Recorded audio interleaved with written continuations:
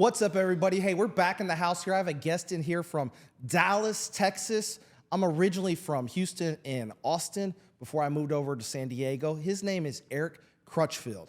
Now, what's so interesting here with the story of this young man, and he's younger than me, so I get the honor of calling everybody a younger man that doesn't have salt and pepper, but this guy has gone through a really interesting story arc as an individual and really carved out massive success in the luxury home space and real estate development in the Texas area. So I'm not gonna take too much of your time. I wanna hear his story, dig into what makes this man so successful and his passions of life. Eric, can you hit the floor and just introduce yourself for the audience? I appreciate it. That's why I keep it shaven, because the salt and pepper is coming in. So you're probably not that much older than me. But yeah, guys, Eric Crutchfield here, real estate developer out of Dallas, Texas, man. Happy to be here in Miami, so thanks for having me. Appreciate it. But yeah, let's dive into it. What do you want to know? Man, so go into your story a little bit. Like, what makes you click? What did you go through? How did you grow up, man? And where did it turn for you kind of south? You know, I was raised middle class, lower class, $80,000 house, broken family. My mom divorced my dad at 2, got remarried, divorced that guy at 12, 13, then started dating again. And I think that, and same thing with my dad's side as well. Divorced my mom at 2, got another divorce around the same time, then remarried. So I think right there was when I started to rebel, around age 12, 13. You know, maybe looking for attention, trying to get attention from my mom or my parents, whatever it was. I don't know what it was, but that's kind of where I was just like, fuck it, you know. And what were you getting into? Come on, dig in there. You know, I wasn't really big into drugs at all, but I started drinking pretty early on, maybe 15, 16. I was stealing kegs from restaurants, keeping them in my backyard, because and I'm from Oklahoma, so Tulsa, Oklahoma. Any Tulsans out there? Yeah, so I'd go around to all the restaurants, steal all the kegs, and then we would throw what's called LAN parties. And so we would go fill all the kegs up, and we'd throw these big-ass LAN parties. So we did that a couple times. I got busted by my mom with all these kegs in the backyard a few times, but yeah, Kids. Yeah, kids. But yeah, you know, nothing too crazy. And then I moved out when I was 17. Got kicked out of the house a couple times. But yeah, I moved out, got my own apartment when I was 17. I tried to go to a community college. First semester, got 3 Fs and a D, and I was like, man, this shit's not for me. So couldn't do that. Went and got my paramedic. I was gonna be a fireman, and around that time is when I started selling drugs. So I started selling steroids mainly. Started using steroids, selling steroids. And I was like, okay, should I go be a paramedic or a firefighter? They make like 30, 40 grand a year, and I'm making like 15, 20,000 a month, you know, selling this. So I was like, man, fuck that. So I just kept doing that. Next thing you know, got involved with some bad people, you know, and shit, I did that for 10 years until I got sent to prison on a 10-year sentence. Man, that's so crazy. That's very similar to my life. Is, you know, both my parents were divorced. My mom shot my dad in front of me when I was 5 years old. Damn. And then drugs, alcohol. My dad was really about it. He was stabbed multiple times, shot multiple times, different occasions, broke his neck twice. I mean, dude was like a cockroach, man. You just could not kill this motherfucker. And there were a lot of similarities on how, you know, searching for something, a belonging that you weren't getting in the household. My mom was never there. My dad was hardworking, but he wasn't present. My dad never hugged me or said he was proud of me. Exactly. Till way into the future. But right before he died, essentially, dude told me he was proud of me. I was like, oh, thanks, Dad. I appreciate that.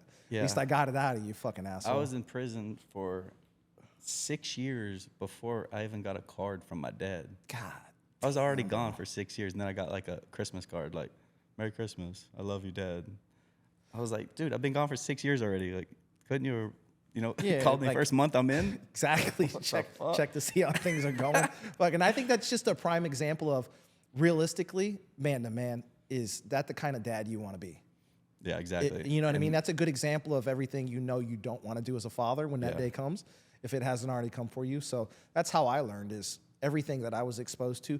When I start to fall into the trap of following the footsteps of my parents, that's an indicator. I don't want to be like that. Yeah. So maybe I should change a little bit and try a different way to see if I can get a different result. So that's kind of how it works. So Okay, so you got nabbed, you got pinned, you did some time. Was that state or federal? That was state. I got 10 years sentence for state. I got caught selling steroids. I got put on probation. A year into my probation, I actually caught a manslaughter charge. They sentenced me to 10 years TDCJ, Texas Department of Corrections. And then I did about 7.5 years on that. And yeah, got out. That's so interesting is you started basically your entire life over as basically midlife. Well, yeah. Right. I was in prison from 27 to 35. Got out, $150 gate money, had nothing. Yeah. Like everything was missing or gone. Like, no shoes, no clothes, no nothing. No credit score, nothing. Yeah, everything was off my credit because after 7 years it falls off. Yep. So it's like I was starting brand new at 35. God damn, dude. Yeah. Okay, so you get out, you start over. Now, how do you kind of gravitate towards this one? Obviously, you were doing some things you probably shouldn't, the drinking and the selling. So now, what did you learn, and how did you propel your life forward? Because the audience may not know this. This guy is obnoxiously and obscenely successful, and that he's earned every step of that along the way. So kind of the personality trait that drives that. Let's hear that. So I've always been a hustler. I've always made good money hustling, had the cool cars, even when I was selling drugs and stuff. So I've been attracted to like money. I was just doing it through an illegal routes, right? So when I got sentenced to prison, I was in prison and I was still thinking criminally. Like I was just talking to the people around me and everybody's criminals. So we're like, all right, let's make some money. How are we gonna do this? How are we gonna do that? I was creating business plans in prison of like, how to make $10 million plus as soon as I stepped foot out. Right. So I remember one business plan I made. I was really cool with some auto theft guys. It was actually motorcycles. And, they were like, I can steal 30 bikes in a day, and I got guys that we can all steal, but I'm the best, and I can get 30 of them a day. God damn. And so I had a business plan that I was going to get warehouses in San Antonio, Austin, and Dallas, and I was going to swap frames, order new frames, swap all the parts, all kinds of shit. Right. And I was locked up like 2.5 years at this point. So I'm still thinking criminally. And then we got put on lockdown at one of the units I was on, Mineral Wells, this really bad prison. And I don't know, man, I had an epiphany at this unit. And like, it was a book that I had read by Tony Robbins called Awaken the Giant. And I don't know what caused it, if it was divine or what it was, but I just felt like, okay, I'm done with this shit. Like, I'm not going back. It like really made me realize if there was a different life, And it's up to me to figure that out, right? It's totally up to me. Nobody else is gonna come in and change my life. So right then and there, I was like, fuck it. I'm not doing anything illegal from this point forward. And from that point forward, man, I fucking read every business book I could get, every real estate book, and every personal development book that I get my hands on for the next like 5 years while I was locked up. That's crazy. And that is, that's how I kind of changed my life. No, that's pivotal. And I think the takeaway here is once you commit to any one thing, even if it's change, the acceleration and the mindset change and the frame change is pretty rapid. I mean, it was one day to the next, and it just had to die. It was black and white. Yeah. It has to die. And I think that's only thing I can associate that to is really, for most people that's never experienced anything like that, is love. Yeah. Love is, for me, is an off-on switch. Like, you walk in front of and you see that person, and you're like, oh, this is the fucking one. Like, it's on. For me, it was like I saw it with my one person. Hey, you know who you are. I saw it, and I was like, Jesus, I'm in trouble. I am in so much trouble because, fuck, it's on. And once you have that mind shift change, I mean, the old dirtbag was gone, and like I had to go down this route of change and make myself better and find some kind of different life because I was tired of the old one. Right. That's how I compare it, because I've never had a successful moment where I was like, I just need to change all this behavior, drastically create a new person. And I was just in there and like just constantly talking to these other inmates and fucking, they're just caught in that criminal cycle of just getting out, repeating behavior, coming back, getting out, repeating. And I was just like, man, I do not want to fucking do this. I'm not coming back to this shithole. I know that I'm destined to be way greater than fucking this place. Right. And I was just like, I'm done with this shit. I shut the door on the old past life, and here we are. No, that's amazing. So you get out, you have your gate money, and you have all these business plans. I assume you scrapped the illicit ones. Yeah, I threw away all the bad ones. But you went down the real estate and development path. So how did you just start from nothing to something? I assume it was just, a tool belt and just hitting the job and, doing some roofs or something to learn. Yeah, exactly. So I had all this book knowledge, but I didn't have any practical real world knowledge. So I was like, you know, how do I negotiate with these guys? How much do I pay to put tile in? How much do I pay, you know, all these contractors? I have no idea, right? It's just like, so I bought a house to flip, and one of my really good friends kind of walked me through that whole process, and I learned during that process, and I made $53,000 on that flip. So that was kind of like, without him holding my hand through it, you know, I could have busted my head a few times more. But he had already flipped 2 houses on that street, and he found one for me, and I ended up buying it. I borrowed money from my sister to buy it. And yeah, man, it was successful, and I made $53,000. And I was out of prison like 4 or 5 months. That's crazy. Yeah. So I went from $150 to like 53 grand in 4 or 5 months, and that's the most legal money I've ever made in my life, right? Yeah. So I was like, fuck, let's do it again, you know? And I didn't go spend any of that money because I was on parole for 2.5 years, so I had to have a job. So I was doing logistics for one of my good friends. He gave me a job doing logistics, and I was up early. Like, I had to be there at 5:30 a.m., work all day. It was a fucking pain in the ass, on the phones all the time. Yeah. Shit that I hate. But so when I got that $53,000, it's not like I was like, oh, I'm rich, you know?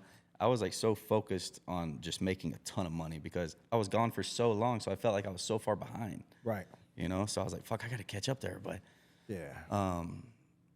Fast forward now, you know, I've done lapped everybody, but but you have to have that urgency feeling, you know, and I still have it. Yeah, no. So 100%. And that's actually interesting is I just put up a post this morning on motivation, inspiration, lacking urgency. Right? You don't need any of those things. You need urgency. Yeah. Every day you need to wake up like you're completely broke, you're behind the curve, you're losing the game, so that you can drive as hard as humanly possible every day. Like, how many hours were you working when you were flipping those houses? That's what people don't understand. You're going to think he has a 4-hour workday. Fucking he doesn't, I'm sure of it. Like, how many grinding hours were you doing day in, day out? Yeah, I had to do logistics during the day so I could like have money to eat, you know? And then after that, I would go to the flip and kind of figure all that stuff out.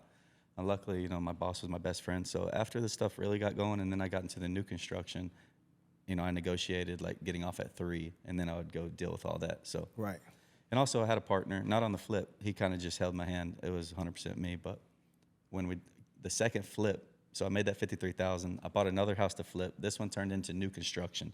So really, I bought it wrong, right? Right. You had to take it all the way down. I underwrote it wrong. Okay. Because come to find out, they're building these 4-story modern townhomes on that street, and I was like, man, I can't flip this house. You couldn't do it. Right. It had to be new construction, or I had to sell it. So I was fucking like, I'm fucking gonna figure this part out too, and I was drawn to it. You know, it was really cool because I was gone for so long. So when I came back to the neighborhood in Dallas, like everybody was a builder. I was like, man, if everybody's fucking building this shit, I know I can do it. Like, it's actually not that complicated. I've built shit to code first time with just YouTube videos. Yeah, it's not that difficult, man. Yeah. And that's, you know, obviously fear, man. Fear stops a lot of people. But once they get over that fear and they take that first step, they're going to figure it out. Right. It's just like going to the gym the first time. You're like, fuck. But then, once you start working out, you're like, all right, you go to the gym every day. Yeah, no, and that hustle mindset. So now you're in new construction, and kind of what is the lay of the land today? So big journey here, big shift in your success, and obviously we're years into the future from leaving prison. So kind of how many houses do you currently have, and what's the general range at which you sell them, or you know, what are the margins here? So that second flip turned into new construction. It actually turned into 6 units, 3 duplexes, and those were selling for around $450,000 to $500,000 each. Right. And so that was kind of my first into new construction. So then I sold all that, made like $500,000. I dumped all that money back into buying more land. Then I built a commercial 5-unit townhome project, because in Dallas, 5 units and up is commercial. So a little bit different codes. It took a little bit longer to build, and the profit margin wasn't as nice, so I didn't really like that. And then I bought 3 single families, and I built those. And I did all this with the same partner, one partner. Well, the 3 single families were about $1 million each. So basically, I started out like selling duplex units for $450,000 to $500,000, and then I went straight into $1 million homes, you know, like that. And still to this day, I've been out now about 5.5 years. I build from 1 to about 3 million. My latest one was listed for like 3.2 million. Okay.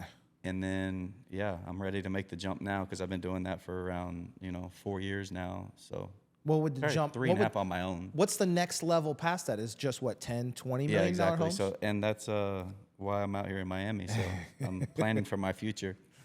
So yeah, in Dallas, I'm about to jump from 1 to 3 million to 5 to 8 million in Dallas. Then I want to come out here and maybe get something on the water and maybe 10 million or. Okay. Yeah, I've seen your builds, and I looked and creeped on your page a little bit, checked out some of the shit. All modern, all nice. Yeah. When I was in Texas just recently, obviously. What part? Austin. Oh, nice. Yeah, so both my parents are deceased. My brother and sister live in Houston, but I used to stomp around Austin a lot. And it's kind of, after coming out of Cali, Austin's like a mini San Diego, Yeah. right? It's kind of Right. Liberal for Texas, if you will, but not crazy. Their slogans, keep it weird. Crazy, yeah. They're definitely weird and artsy. So I go back there to check it out because when I was in Austin, it was a cow town. Okay. And now it's completely different. There's a lot of money flowing in around that place. You know, you have Teslas out there and shit. So it's nuts. And I just go kind of check out the real estate, different areas, because I buy properties and do nothing your scale, but I always buy, inject revenue, and then hold or sell later. Like a flip or buy and hold? Buy and hold, but I always inject a value. So I buy a little bit below market, like the worst property on the corner lot in the neighborhood, and then pump in $100K, and then I'll probably have 200 in valuation added. Oh, nice. And then I just hold for a few years and then eventually sell if that's what I want to do. Are you renting them out, Airbnb? I Airbnb them now. Yeah. Yeah, so we do pretty good. We do about 100%. I stay at about 94% booked every month. Yeah, it's crazy. So we run it. Yeah, I do okay. All in Texas? Or? No, all my properties in San Diego. Okay. Yeah, but I'm always looking. Yeah, I love it because that's how I made a lot of money in real estate over the years. Probably $200-300K per house for 2 decades. I got about 90 rental homes. I'll sell you if you want. I am not in that budget, Airbnb. brother. I appreciate it. I am not in that financial Airbnb bracket. those. I know a couple people that might be able to take that off your hands. Yeah, but we'll talk about that after the podcast. That's not me for sure. I'm a little fish in a very big ocean, and that's just how I like it. So we'll see what we can do. I don't have a lot of time left in life, so I'm kind of you got lots of time. changing what I want to do, and I don't know. I kind of what's missing in my life. I want a family, right? I had a family, divorced, fucked that up a little bit, and maybe the last part of my life just be Grandpa Clinton and change it up a little bit. I still got a little bit of time, but everything's still working great. So well, that's good news. Yeah, we're doing good. We don't have to worry. All right, so one of the most important things I think in life is once you've done it. My purpose drives me is to save other people the pain I went through and help them find their level of success in whatever it is I've mastered. So kind of, have you run into that situation in life where you're interested in giving back, or are you still just on the grind of being your real estate development? Like, are you into mentorship at all? Yeah, so, I still have a lot of big, ambitious goals that I want for myself. And I just started coaching and mentorship. And I wouldn't have said that I would be coaching and mentoring people 2-3 years ago, right? That's not really my forte. Right. But it just came organically. Right. I was just getting asked all the time by people. It was like, man, how are you in prison for so long and get out and now you have all this shit, right? I got all the exotic cars, the homes, all that cool stuff. And so everybody's asking me. And I was just like, man, fuck. Let me host a class or a course to teach everybody that's asking me this shit. Sure. And so last December, I was like, man, I'm gonna host, a class. Sold it out, I'm sure. So I put it out there, and I told my girl, I was like, hey, if we sell 10 tickets, I'll be happy. They're $1,500. Yeah, I put it out there, sold 40 tickets, immediately. But I knew the demand was there because they're constantly asking me. So, that's kind of how this whole entire mentorship and coaching has begun. Right. And then I got into it, and I was like, man, it's a lot more fulfilling. Like, I actually enjoy helping people. It's kind of like when I started my journey and I was building those first $1 million houses. I was like, man, this is crazy. I've been Right. in a fucking box, and now I'm building this badass house and about to sell it, you know? Right. So, and I've sold homes to celebrities and stuff, and it's just crazy that, like, not that long ago I was in a box, and now I'm building this fucking crazy ass house. So pretty wild. But yeah, so that's how the mentorship and the coaching actually begun, and I enjoy it now. So here we are. No, you live the life, and most people don't understand is if you're good at business, that's great.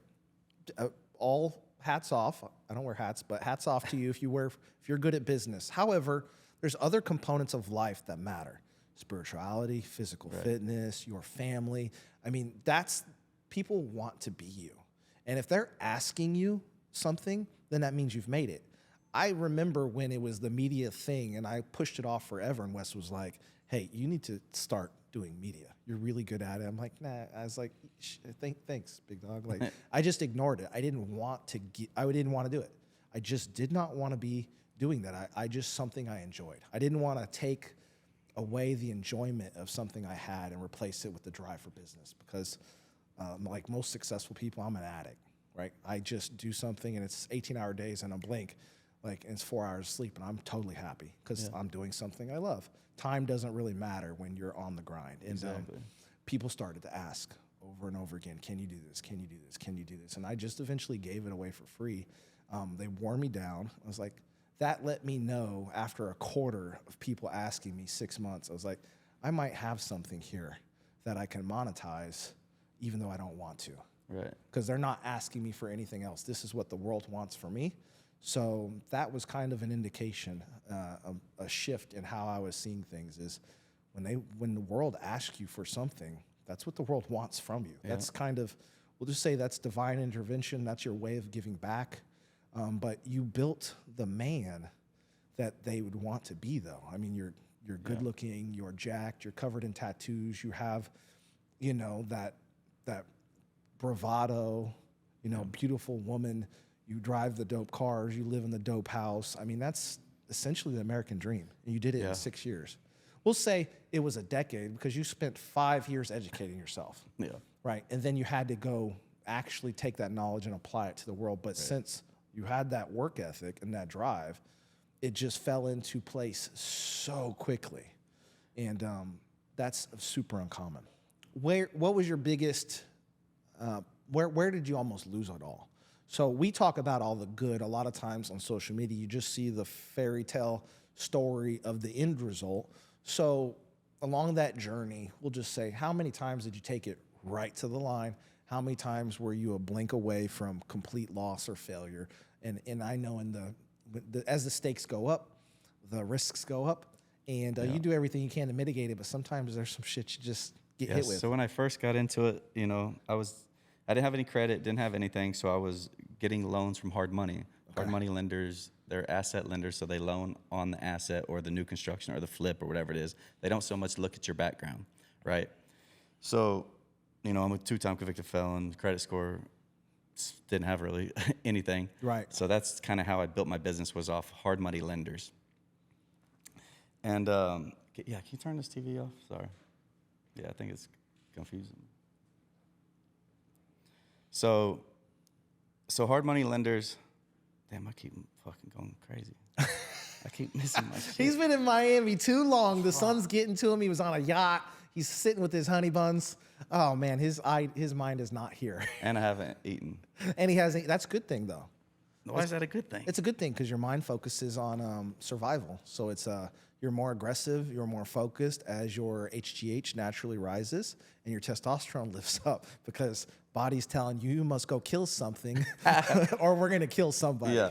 So anyway, my business was built on hard money lending. So there's something called a carry cost, which I wasn't too familiar with. Sure. Right? And so once you borrow money from the bank, you got to pay them monthly. Well, fuck, I didn't really know that. So I started building my business, and then all these fucking mortgages were coming in monthly. I'm like, fuck, these things get, expensive. And now I can use the draw money, the construction budgets to kind of, pay the way along the way. But once they're done and on the market, the construction budget's gone. Right. So it's like, you got to come up with this money or the bank's going to foreclose and take your fucking house, which it could be looking at $300,000 profit on. Right. So got to move it. So yeah, when I learned all that shit, is kind of, I had to go all in a couple times because of that reason. Right. But yeah, now I teach my students how you can do it and make sure they have savings and make sure they have extra credit cards, you know, put up just in case, you know. So there's ways to mitigate it now. Yeah, there's ways to mitigate it now. But at first I was like, yeah, we went all in a couple times. That's good. That's what it takes, man. I've taken my operational expense of my business down to like right to the line. Several fucking times. I mean, that's what it takes to get to the top. That's right. Yeah, if you want to get to 100K, you're not going to get there by playing it safe. You want to get to, you know, 200-300K a month, you're not going to get there by playing safe. Exactly. You're just not. The system is not designed for those that play safe and average thought and execution. You need to do triple and double what everybody else does, and that includes your risk goes up. Yeah. Or you don't make it. You sit back with your Camry and your Honda Civic, and that's an amazing life. That's not the life I want. That comes up a lot, you know, like I'm maybe too risky, but I think that's what's got me to where I am because, you know, when I was out and I got into this, I was like, what do I have to lose? I don't have shit to lose. Like, I fucking was just in a box, you know, I'm staying at my mom's house or staying in my friend's basement, whatever it is. Right. But I'm not in a box no more. I'm healthy, I'm happy, I'm blessed, Yeah. you know. So if I lose monetary money or whatever, it's like, I can always make it back. I can always borrow it again. I can get credit cards and get credit funding. There's so many ways to get the money back. So I was like, fuck it, let's risk everything. Let's just go. And obviously it paid off for myself, so I'm glad I took that risk. No. I think that's necessary, and that's the secret sauce. No one wants to talk about. Willing to lose it all. I see this online all the time. Oh, I went all in. No, you didn't. You barely put the tip in, bro. Come on, like stop. You didn't even risk shit. Like I left everything I've known to start a business in a whole new city with zero experience, and I was willing to. I said this a dozen times. I was willing to live on the street in a cardboard box as long as I was sober. I could hit the gym, and I was doing something that I thought was important. I was willing to have no material items whatsoever. I was really willing to lose it all. And I'm a successful dude, so it's like, fuck you. You don't know shit. Yeah. Fuck it. I'll take it down to nothing. There's too many people that They talk a lot. Yeah. A lot of fake fucking gurus online. Analysis by paralysis. If you see them on this show, I only fuck with real people. They've been verified.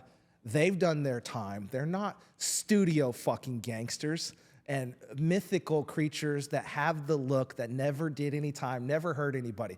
If your fucking worst thing you've ever done is assault on a woman, we aren't talking to you on this podcast, all right? I like people that really did shit and then have really carved out their success the right way on the other side of paying their debt to society.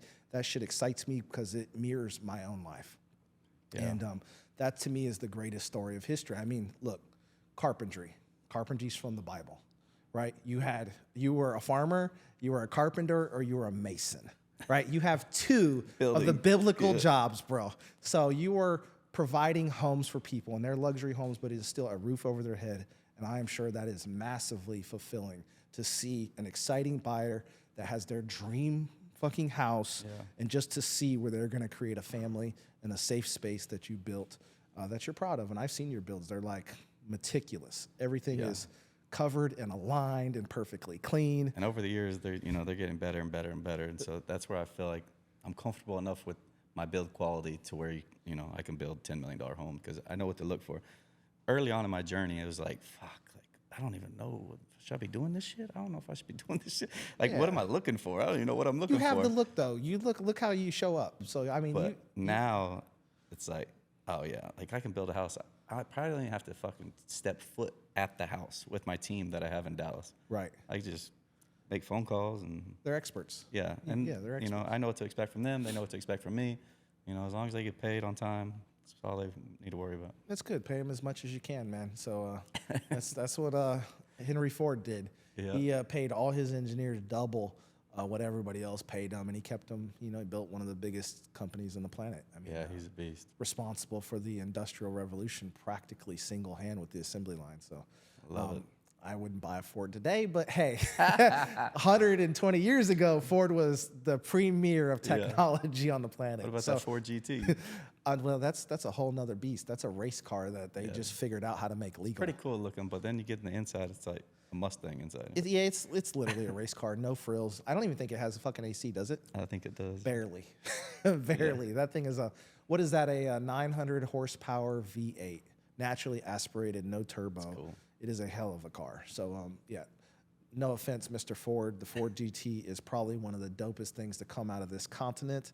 You should be proud of it. And Ford Jr. Yeah, they did look good. Yeah, do look good. There's not many of them. I've seen 2 in my life on the streets in Miami.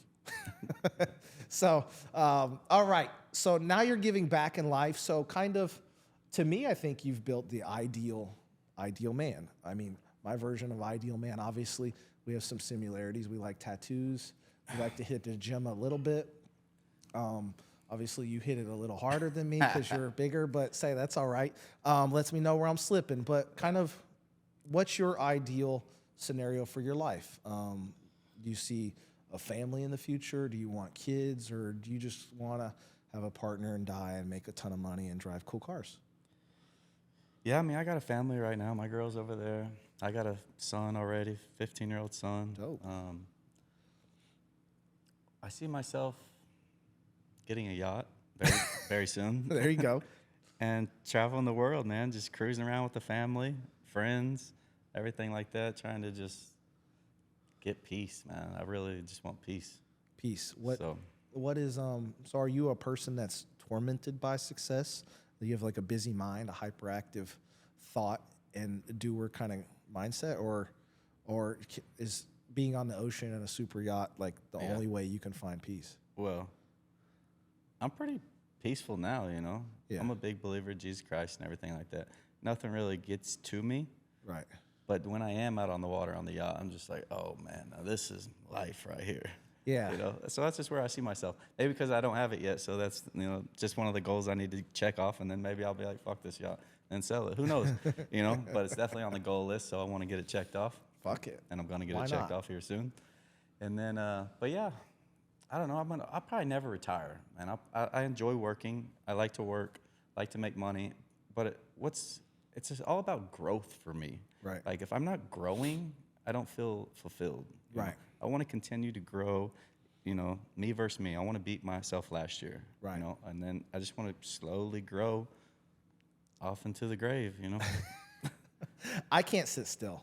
I really can't. And the things that regular people do, I can't really fuck with. Like going, I don't know, there was a big rock concert or something in the fucking city music festival.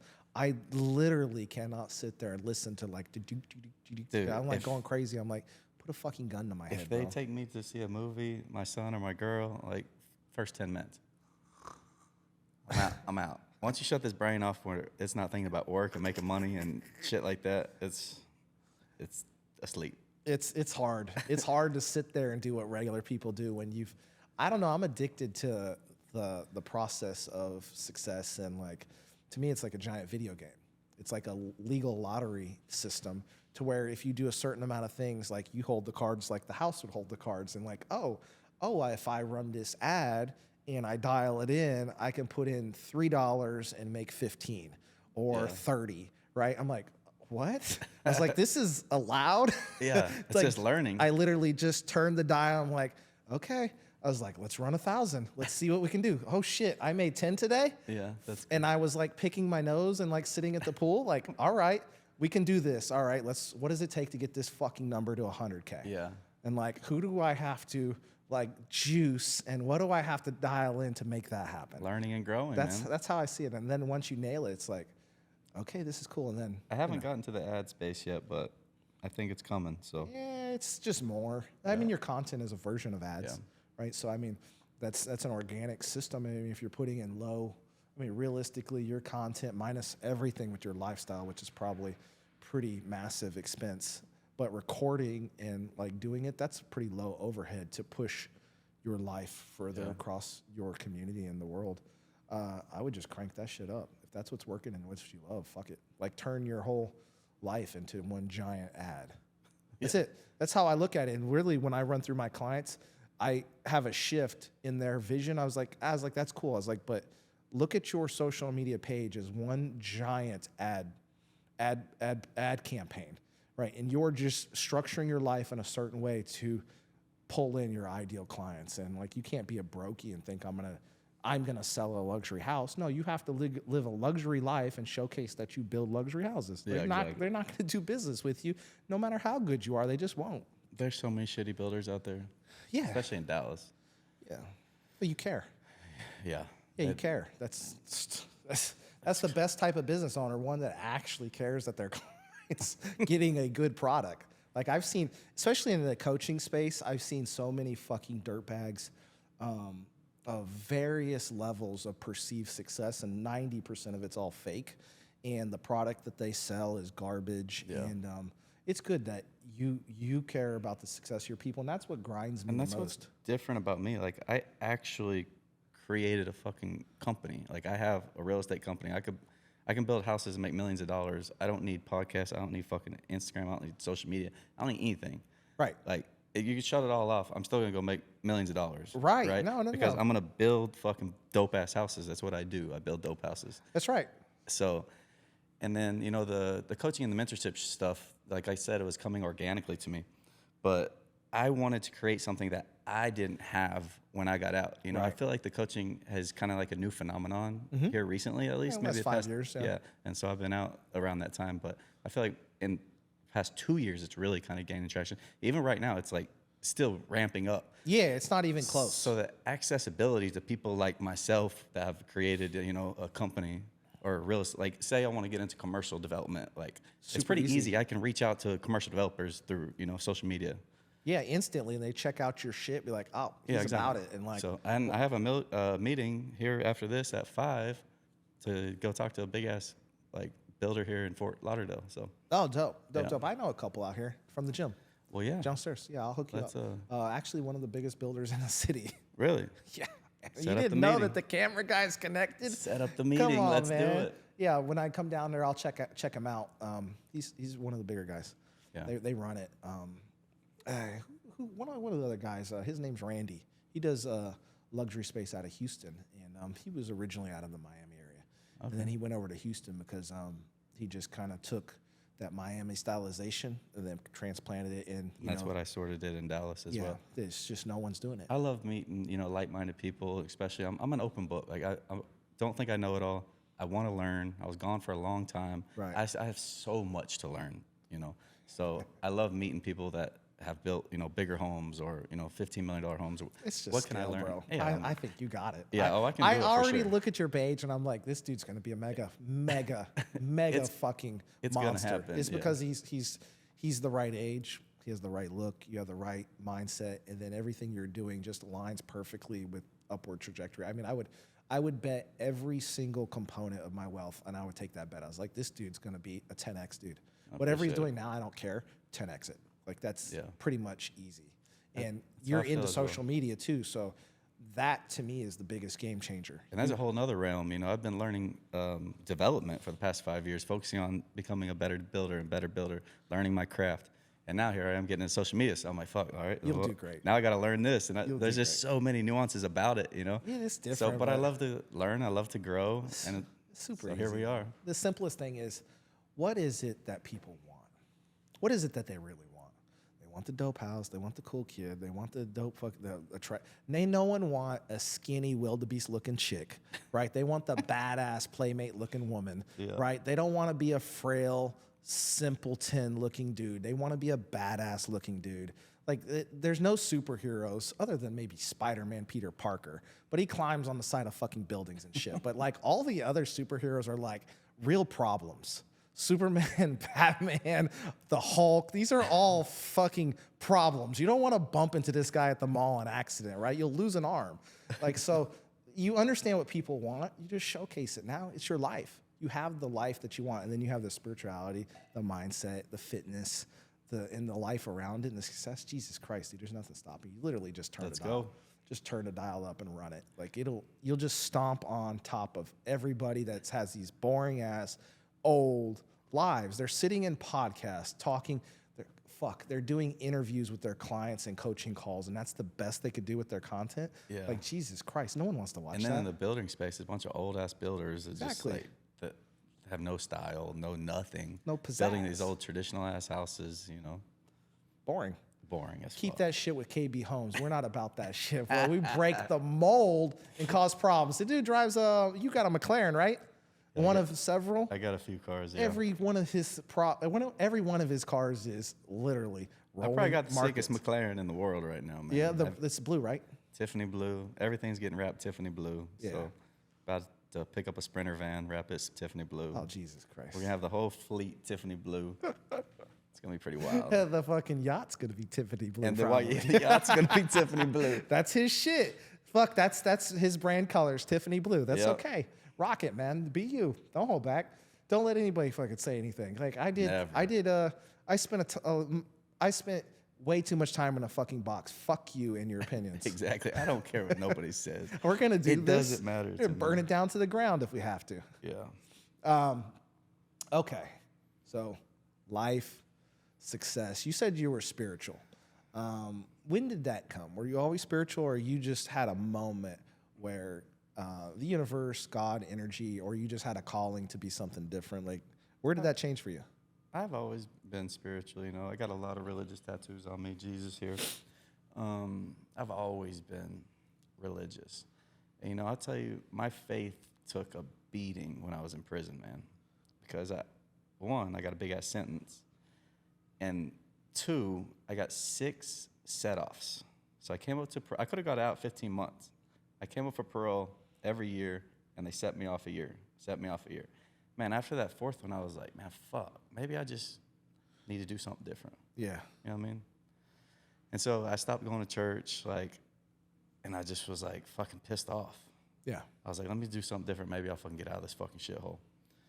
But, yeah, I'm back strong now. Faith is good, but it did take a hit. I'm kind of upset that did, but. No, everybody's got to be tested. You've never been through anything that makes you question your own existence. Yeah. If there is a God. I was questioning everything. Like if life or death even matters. If you've never been in a situation where you've actually really suffered, then shame on you. Shame on you, because you're missing out on the beauty of what life is actually about. I wake up every day, and honestly, and it's not cliche, I'm happy to be breathing today. Yeah. I'm happy to be pain-free, alive, and whatever type of life I choose to live today is a blessing. And that's how I approach every day. So I go as hard as I can. I get angry when I go to sleep. Yeah. I don't want to sleep. I don't want to sleep, and I'm excited to wake up first thing. I'm up early like everybody else that's got to drive. It's like 5 a.m. It's crazy. I made a video yesterday on the yacht.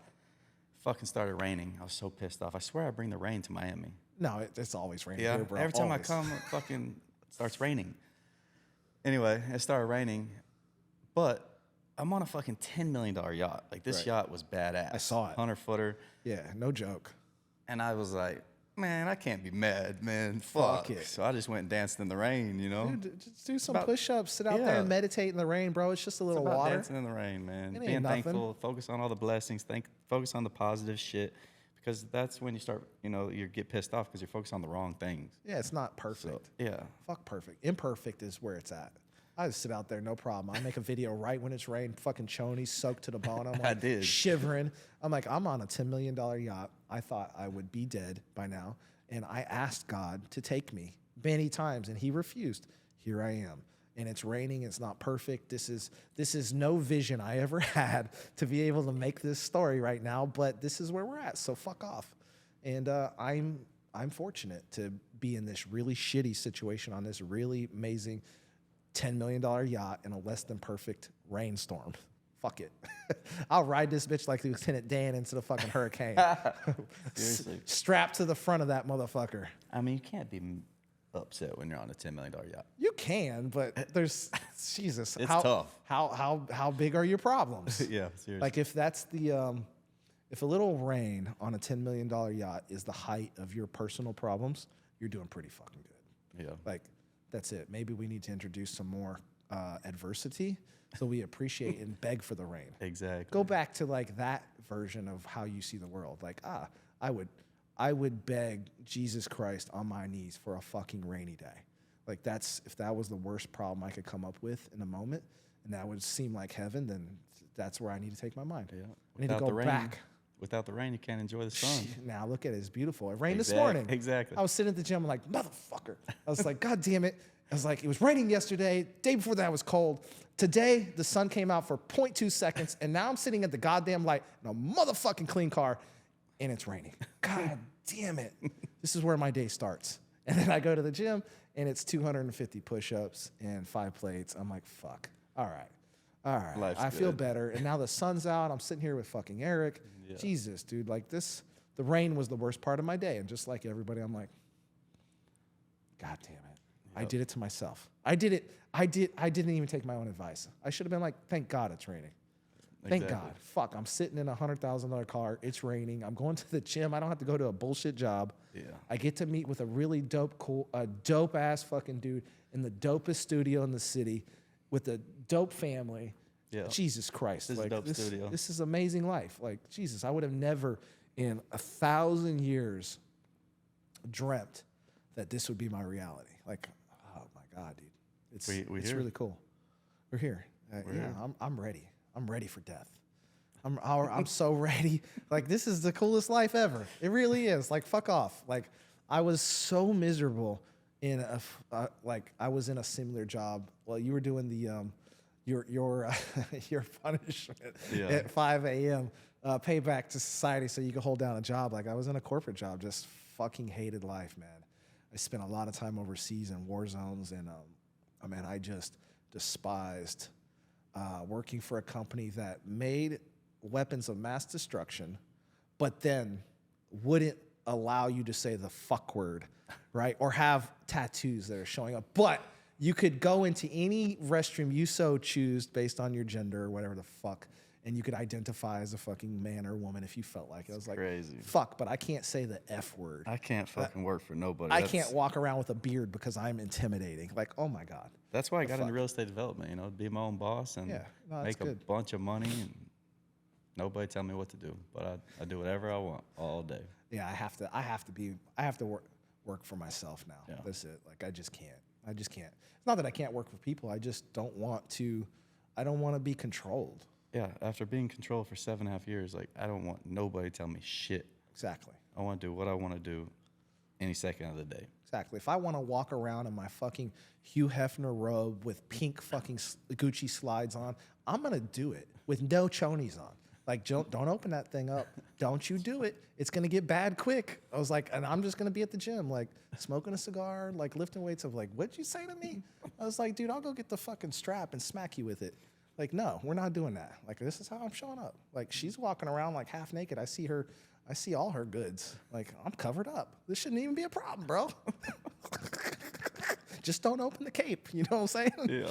Yeah, it's gonna get bad quick. So this got crazy fast. Yeah, it did. Boy, this is what happens when you put two degenerates in the same space. It gets bad. Imagine, I don't even drink. Like, this is me sober. Can you imagine me high or drunk? Oh my God, it'd be the worst. That was a problem. I'm so glad I don't do those things anymore. So, Miami, you see yourself in Miami. What's really your timeline? I feel like you're going to be back in a week, honestly. Yeah. Like, I've seen you, like... I actually will be back in a week at Fort Lauderdale boat show. The Fort Lauderdale boat show is coming on the 1st. Okay. And so they invited me out, gave me VIP tickets to it, trying to show me some boats, sell me some boats. And it's supposed to be the world's largest yacht show. So I haven't experienced yet. I went to the Palm Beach boat show, but this one's supposed to be bigger. So, yeah, I'll be back on the 1st. Okay, that's crazy. And not to spoil the surprise, but so everybody has like their kind of thing.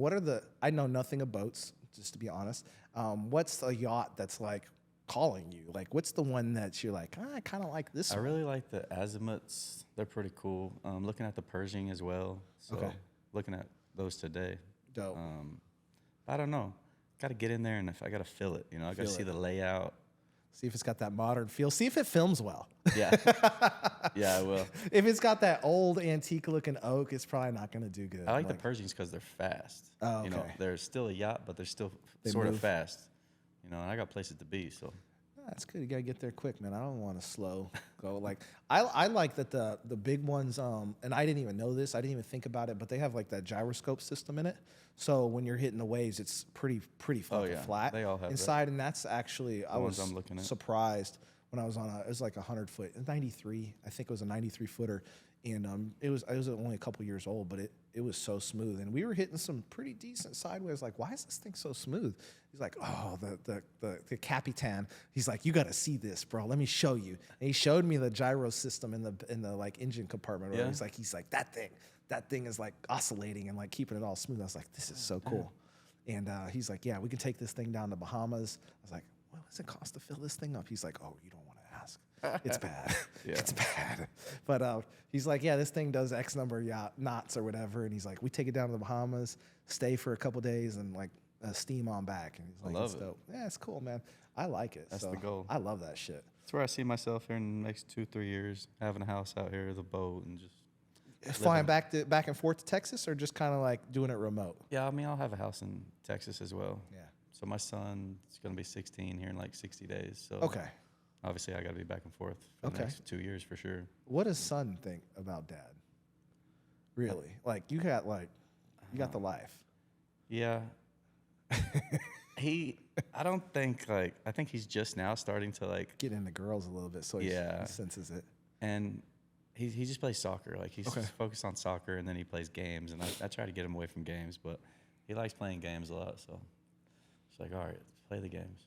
But his friends, I think, understand who I am more than he understands who I am. He doesn't know what he's given the opportunity, I mean, being so he close. sees all the cars, and he's just like, yeah, my dad's a little different, but a little different. Like, my dad's got a lot of tattoos, but I'm his dad, so he probably sees me a little different than all his friends do. Yeah, his friends, like, I get that with my son. They're like, oh, you were with, I saw you and I saw your dad with this dude and like this chick, and like they're like in it. And then my son, I see now that he's getting into girls, he's what is he, almost 16? Yeah, so same age. So he's getting to that age where he's kind of like, he's got his little body and he's got his little six pack. Yeah, got a little bit of size, and we ripped him up, and the girls are starting to sniff around. So I can kind of see him. He's like, "Oh, Dad, when we get in a car?" I was like, "You got to earn your first car, baby boy." I was like, "I had 7 of them before I left high school." I was like, "You think Pop's just gonna give you a car?" I was like, "That's not the kind of man I want to raise." Yeah. I was like, "We're not doing handouts around here." I was like, "I'm gonna do the Shaquille O'Neal shit." I was like, "Once you hit 18, I was like, you get $200 gate money and you're on your own. I don't know you, bro." Like, come back for Thanksgiving and Christmas as often as you want, but don't call, motherfucker. I'll call you. Yeah. Get it out. I told him, look, I'll buy you a truck, and I'll buy you a landscaping trailer and all the landscaping equipment, but that's going to be as a loan. And you're going to fucking work and create a business, and you're going to pay me back that loan. So try to turn him into an entrepreneur and kind of give him the tools that he needs for that. Because I did landscaping for a long time. Even in prison, I did the landscaping in there. Before prison, I did landscaping. It's therapeutic. So we'll see what he runs. And that's kind of like his test, Yeah. It's like, here, let's see what you do with this. You got to be able to create your own. You really don't want to work for another person. You're capped. So and I'm building all the dope houses. So it's like, you can, and I own 90 rental homes. He doesn't look at it like that. Dude, you can mow all the homes. You can fucking do all the landscaping for all my houses. Like, you're going to have like a $500,000 a year business just right here because I'm off of the ecosystem. Yeah. He doesn't get it. He doesn't get it. They don't think like that. Exactly. Yeah, but you'll try. They'll run from you. Like, my son is the same way. It's like, dude, I was like, I'm not going to do that. I was like, this is not going to result in success. I don't care who you work for. I was like, if you want, what are the 2 highest paying jobs as a doctor or an attorney? Yeah, exactly. I was like, both those jobs, you have to spend a decade in school, massive overhead and risk with insurance, liability insurance, like shit. Like, you don't make your first fucking dollar till like 11 years into debt. Like, what?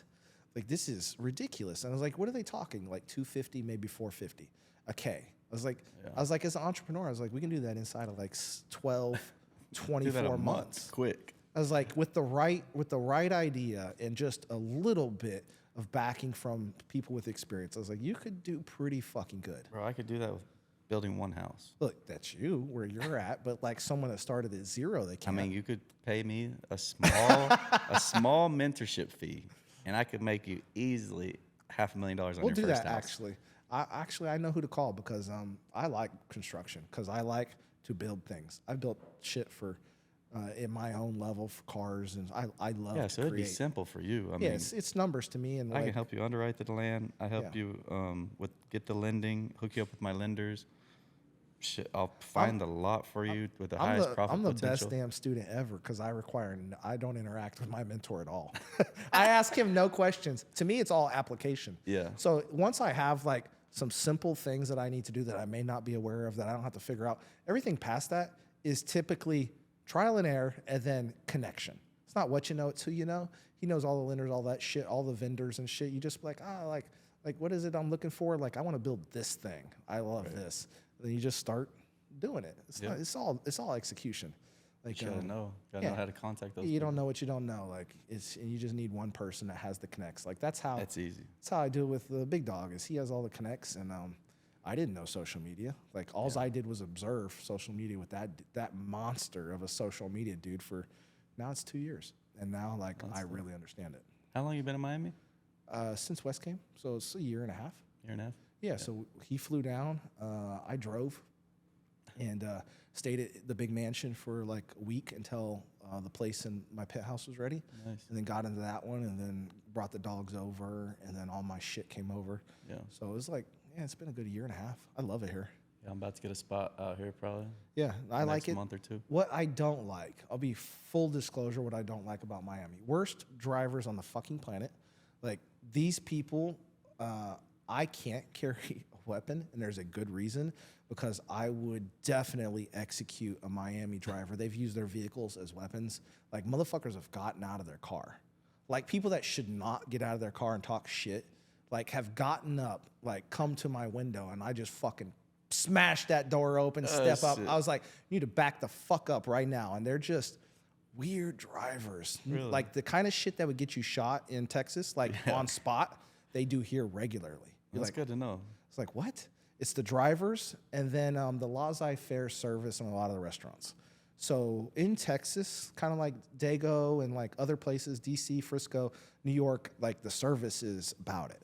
The service is like... Because they're working for their tips. That's right. Here, the tip is included in almost all the restaurants. They So don't give a like, fuck. you'll come in and it'll be like 45 minutes till you get your fucking drink in a nice restaurant. You're like, what the fuck is wrong with you assholes? And then you'll order your drinks and your food and be another hour before you get the food. And then it's like hate another that shit. 45 minutes to get the fucking ticket. It's like, dude, when I sit down, I want my fucking water immediately when I sit down in Exactly. a menu. Like, it's not that difficult. Diet Coke for And me. then come back in like 3 minutes and ask me what I want to eat. Exactly. Like I'm moving. I don't want to sit here for 3 hours. Seriously. I don't. I want to be in and out in an hour. That's normal for me, is like be in a restaurant and out in like an hour and 10 minutes. I do not want to take half the fucking day sitting in a goddamn restaurant. Get home at 11. Oh God.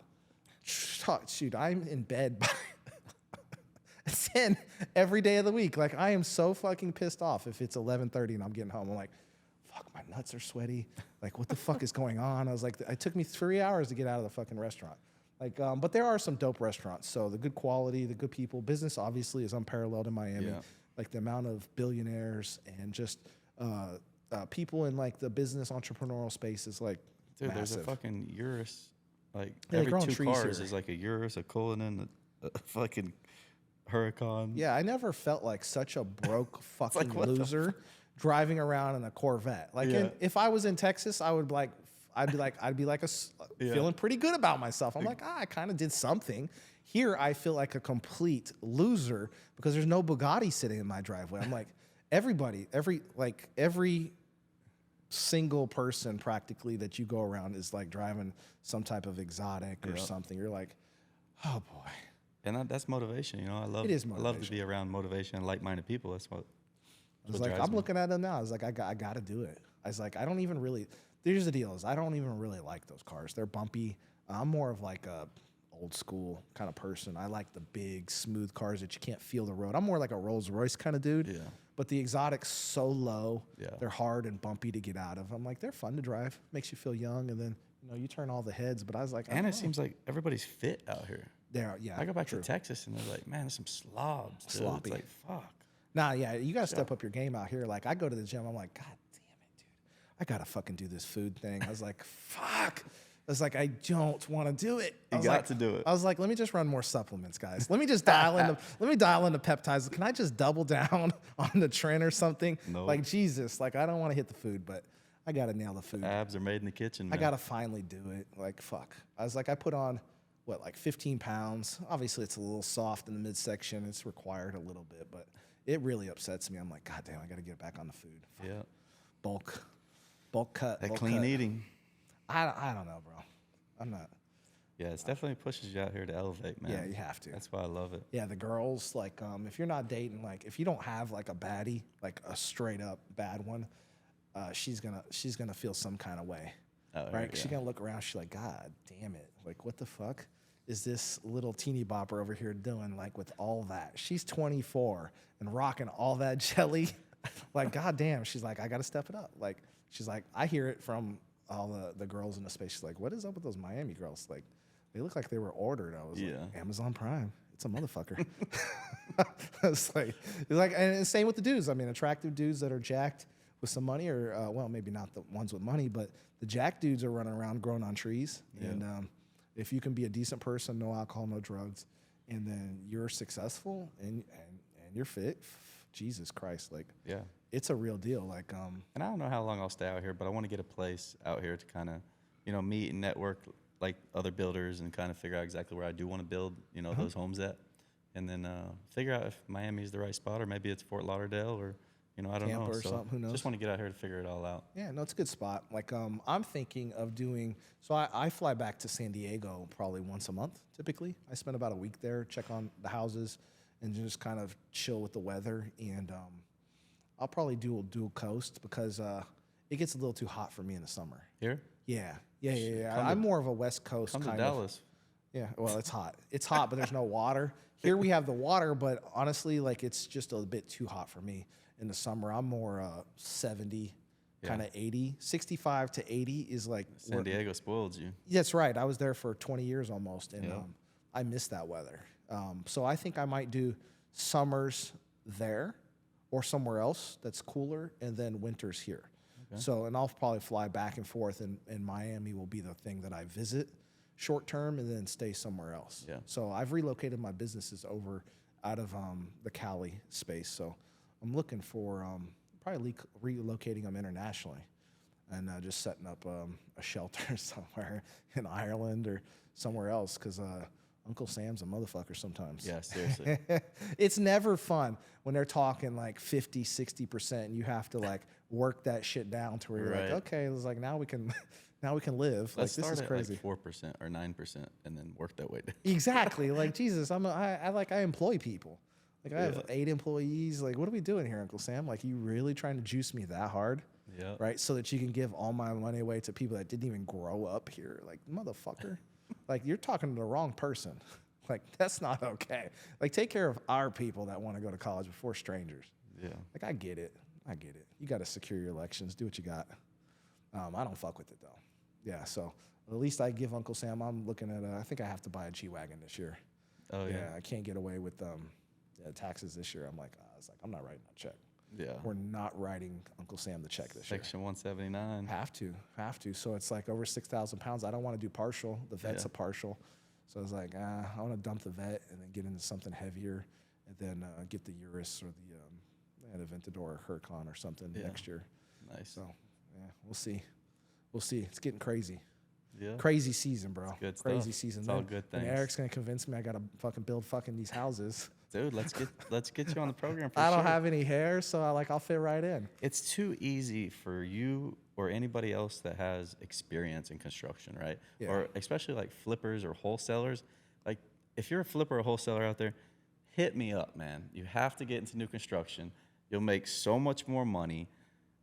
Way easier. You don't got to deal with the bullshit headaches from flipping. Wholesaling, you know, you got to fucking constantly find deals. You're making like 10 grand, 15 grand a deal. I can make you fucking 6 figures or even 7 figures on one deal. And with your experience, it's just easy to leverage you into new construction. So if you're a flipper or wholesaler, get out of that fucking bullshit ass game and get into where the big money's at, real estate development. So just as outside looking in, I don't know the numbers, but roughly I've heard the margins on new builds anywhere from 20 to 38, 40% because of the materials and economies of scale, et cetera. So that's kind of it. When you have the land, I know this from experience, when you buy land that has nothing on it, it's almost worthless in a lot of places, right? Even the nice properties have land on it, unless it's like California, that's different. But in general, in most places, the land is pretty cheap compared to everything else. So there's massive margins there. And I'm a numbers guy. So if you could get me 30, 40% on my monies, that's like drug dealer money. Oh, shit. I'll get you. That's crazy. Fucking 200, 300, 400% on your money. That's crazy. Yeah. We're going to leverage it. Yeah. So that's it. This man's here's a fucking expert. That's why he. Yeah. That's if you pay like, so the profit margins in new construction, like you said, are 20 to 30% is how I underwrite my deals. Right.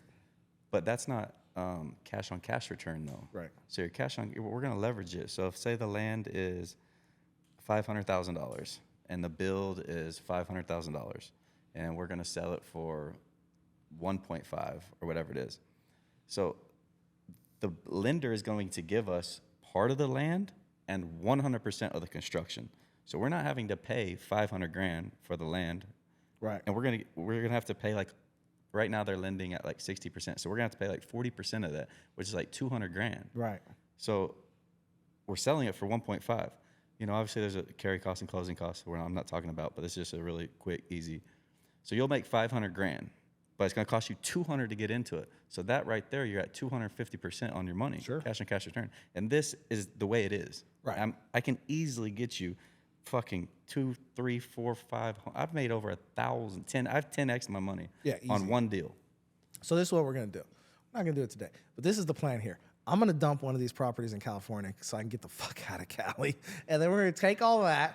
We're gonna go over here, put a little bit of money in the bank, hold it. We're gonna pay a little bit of bullshit fucking taxes, and then we're gonna put the rest of it into something like this so that we can make some serious money. Because if the doors don't go up, then it's not an exotic car. No, it's something different. That's facts. All right. And we might document the entire process for y'all. Oh, what do you mean, what if?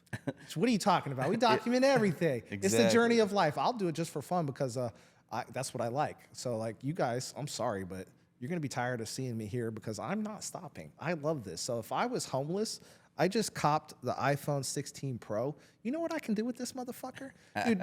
Dude, we're going to clear with just this one phone several $100,000. So I will sit on the street homeless, just go in my chonies and my Hugh Hefner fucking suit on with a cigar. I'll be making money all day because it's not that hard. If you go out and get it. I didn't say chase. I was going to say chase, but you got to go get it. Like it'll run from you if you chase it, but if you go get it, just like that hot chick, you just say, you're mine. That's what you do with money. It's mine. I'm going to take it. No one's going to give it to you. That's it. The right way, of course. We're not talking about stealing. We're talking about making it and earning it. So that's it. So we're almost out of time, Eric. I'm excited for the future here. I love your fucking boats and your style, and everything that you're doing in the world is amazing. And I just look forward to the next few years to see how crazy the world's going to get and what is in store next. That's what I ask myself always when I follow certain people. It's like, what's this guy going to do next? I'm sure it's a plane. I'm sure it's after that, it'll be like a battleship. Who knows? What's in store next is the prices are going up because the value I'm giving is just fucking crazy. I mean, you pay me a little small fee and I can make you so much money, and then you don't even need me anymore, and you can go off and make money for the rest of your life. It's the best investment It's ever. like, how can I get a piece of every deal you're going to do? That's what I need to figure out. Partner. You partner off of like an affiliate. Because I just don't charge enough for the coaching, the knowledge. the shit that I'm cheap. giving you, the skills that I'm giving you. And the best way is you go to some type of affiliate to where there's maybe consistent, persistent oversight from you and your vendor. So the ecosystem that you develop is really the power behind what you do. And then obviously all the knowledge, which you can't replace. You can't really replace you.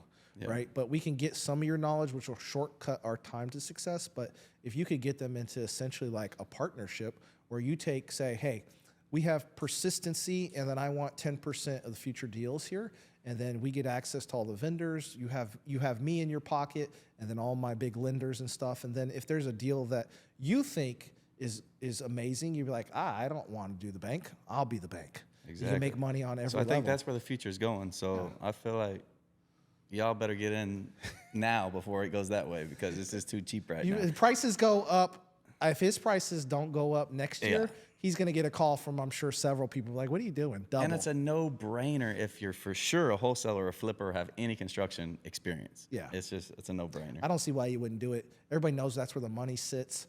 is in real estate and other things. If you have a digital product service, that's amazing. But you also, I think, should reduce your risk of that process of digital processes and services with some type of assets. And arguably, real estate's one of the best assets you can get your hands on. Always consistent returns. Like, I've never lost a penny off real estate ever because I just look at the numbers. Everybody knows you make money in real estate. I mean, Never. it's like everybody knows that. Never lost one fucking penny. Actually, every property I've made close to 300K off of. I think this asset class has made more millionaires than any asset class. It's because it's not, it's almost, if you understand basic math, like, don't buy the nicest thing in the neighborhood. You buy the worst thing and then put a little bit in it, a little bit of elbow grease, and you make it nice. And then there's all this margin of that sweat equity. But that's even flipping, though. I'll teach you how to he's buy going to do it, the real deal. bulldoze it, and really make some money. I got to. Way easier than that. Way easier. He said easier. To me, that sounds like way more headache, but I'll take your word for it. Like, you know. You can automate it so easily, though. It's like through project managers, and it's systematized because at that point, it's just a checklist. See, flipping, you don't really know what you're going to get your hands. You don't know what's going to happen until you rip open the walls and figure out. You can't control the variables. Yeah, there's too many variables. That's why you've never, ever seen a billion-dollar flipping company, but you've seen multiple billion-dollar home building companies. Oh, yeah. Because it's systematized. That's why. Yeah, you can So scale that's why I'm like, dude, if you're a flipper, fucking get out of that game. The profits are bullshit. The fucking babysitting is bullshit. Get into new construction where you can systematize it. You can easily hire project managers, designers, and you can be more hands-off in this game and make way fucking more money. Hey, let's fucking run it, guys. Hey, Eric's been kind enough to take time out of his day, his busy multi-millionaire day, on yachts and living that dream life and just crushing the game. I appreciate you, brother. Thank you for showing up. I can't wait to push this one out there and see what kind of views we can do and get some content out of this one. And then future is sky's the limit, man. Thank you for showing up. I appreciate your time, brother. Thank you for having me. It's been a pleasure. Thank you for everybody behind the scenes, too.